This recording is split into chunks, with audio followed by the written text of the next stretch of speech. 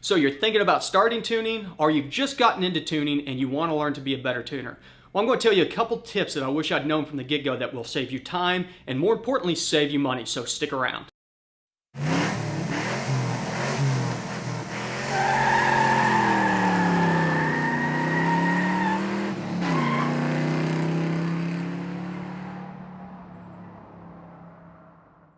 Hey everybody, welcome back to the garage, and today I wanted to go into the topic of tuning, getting into tuning, starting tuning, or maybe expanding your ability to tune to become a better tuner. And these are mostly things that I have learned over the past 15 years through my own experience in tuning that I wish I would have known back then whenever I started, because it would have saved me time and it would have saved me money.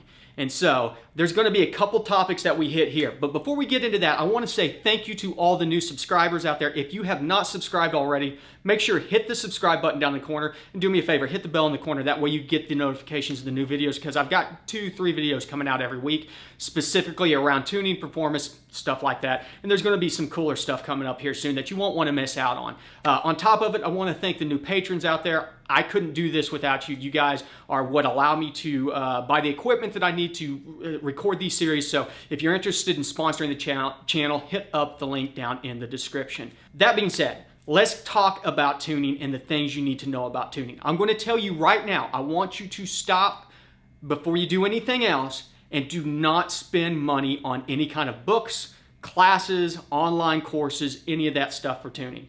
All of that information that is being presented out there, and people are charging $400 for a book, $1,000 for a 2-day class, $600 for access to videos. All that information is already available. I promise you. It is out there. That's how I learned. I've not spent a dime on additional courses, classes, things like that, because the information is there if you know how to find it. And I'm going to explain to you how to find it. So let's go ahead and don't do that. Don't waste that money. That amount of money that you spent right there could pay for your tuning platform. It would almost cover a standalone ECU cost. It will buy you the next mod that you want to do. That money is better spent elsewhere.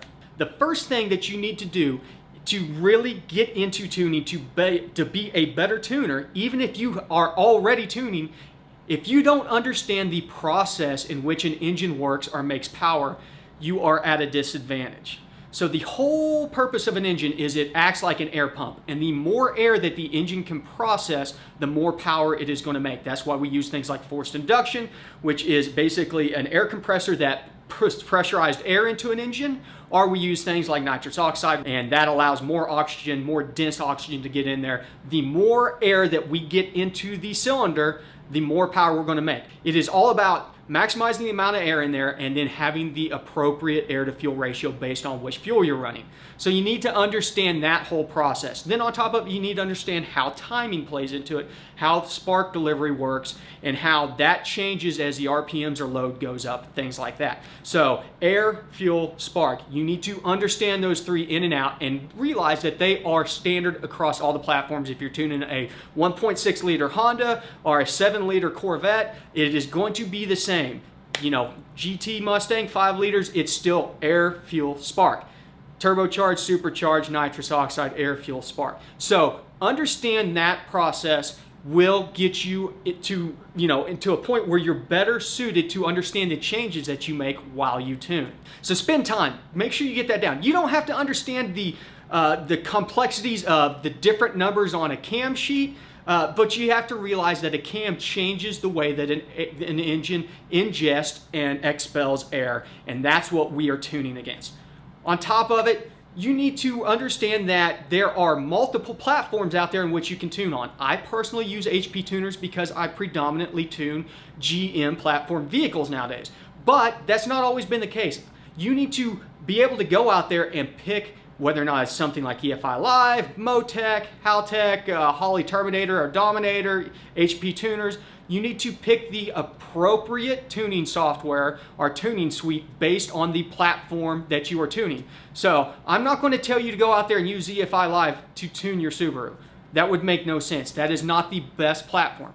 Don't go out and get the first one that, if you search Subaru aftermarket tuning software, don't go out and buy the first link out there. Do your research, jump on the forums for that specific platform, see what other people are using, see which ones offer the most features for the money, and then go over to that platform's website and make sure that there is an active community around that of guys talking about different tuning parameters and things like that. Use that to make an informed decision. That way you're not buying a piece of hardware or software that then does not meet your requirements. That'll save you money in the long run. Now we get into talking about the forums. The forums for your vehicle specifically and for your tuning platform are very important. That is where 99% of the information lies. Now the thing about it is it's a little convoluted, and it requires you to search, dig through forum posts, and actually decipher some of this information. If you go out there and ask a question that's been asked before, nobody will usually even respond to that post. It will die because people on those forums spend all their time seeing the same questions get asked over and over again that was answered 3 years ago. So use the search feature, search, and then if you have a question about an answer that's already been supplied, ask your question and you will get proper feedback. People will lean in on it and give you some insight as to what the process is. Don't get hung up on the vast majority of different parameters that you can tune on a lot of these reflash programs. Things like EFI Live and HP Tuners, if you open it up where you're using a stock ECU, there's so many parameters out there that you do not even need to ever think about. These things will, you will drown underneath all of these different things you can change. So stick to the basics, stick to air tuning, fuel tuning, spark tuning, stick to the basics in that situation. Don't get off into it. If you put a new cam in, there might be a couple things that you have to tweak on idle, but all you're doing is air tuning again. You're dialing your fueling for the new air, the way that your engine ingests air. So it is that simple on all of these things. Whenever you get into the process of tuning, make incremental small adjustments. Don't go out there and make big adjustments. Don't try to tune giant maps all at once. Work in small areas that you can make changes to.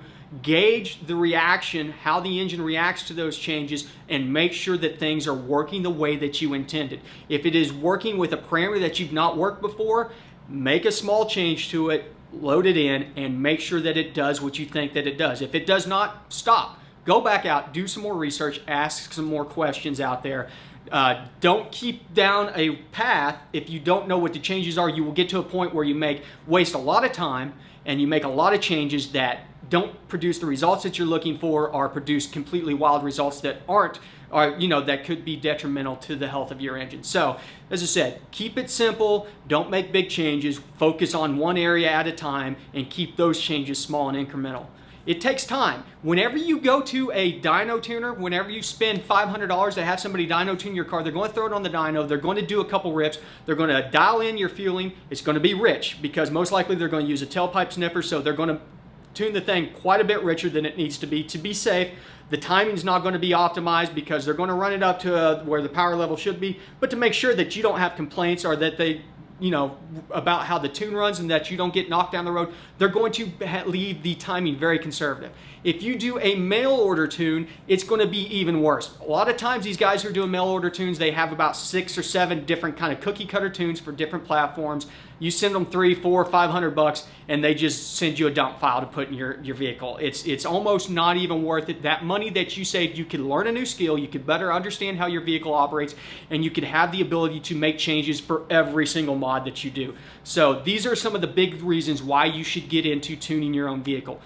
All of this is easily done. I assure you, there's no reason to spend the big money on all these courses, on mail order tunes, on dyno tunes, all this stuff. You can do this. I would not be putting this series together. I wouldn't be offering this information if I didn't think that you could do it.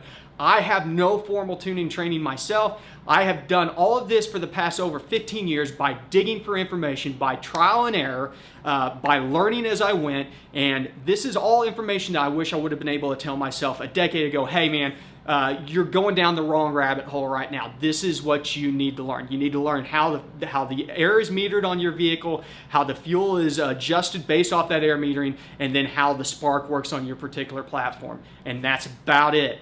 That's what's going to get you to making safe power for every mod that you make And, you know, that's kind of what sums up all of this information. This is very agnostic. As said, it doesn't matter what platform you're on. This is good information for everybody out there. So if you found this information useful, please hit the thumbs up. That gets this video out to more people. That helps me to expose more people to good information so they're not wasting their time and money. If you haven't subscribed already, hit that button down the corner, ring the bell. That way you get notifications. There's new videos coming out 2-3 times a week.